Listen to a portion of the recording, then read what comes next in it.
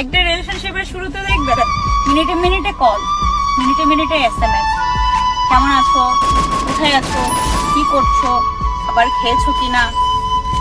আপনি যখন বলবেন না খাবার খাইনি, তখন সে বলবে দেরিতে খাবার খেলে শরীর অসুস্থ করবে।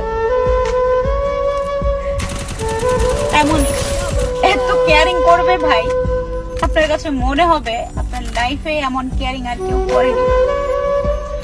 আবার সেই রিলেশনশিপটা যখন পুরনো হতে যাবে, কয়েক মাস কয়েক বছর কেটে যাবে, তখন দেখবেন সেই কেয়ারিংটা আর আগের জায়গায় নেই।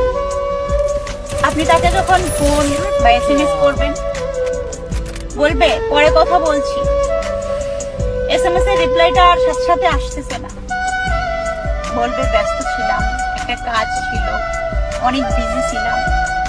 আপনার কাছে তার ব্যস্ততার মুহূর্তটাই তুলে ধরবে, আগের মতো সেই কেয়ারিং এর জায়গাটা আর থাকবে না আপনার কাছে।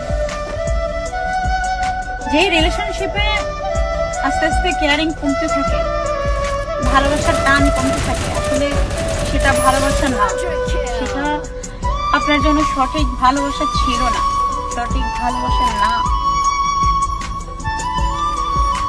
ভালোবাসা হওয়া উচিত এমন, যার সাথে আপনার পুরো লাইফ কেটে গেল, তার প্রতি আপনার কেয়ারিং, টান, ভালোবাসা, আবেগ, ভালোবাসা কোনোটাই কমতি থাকবে না।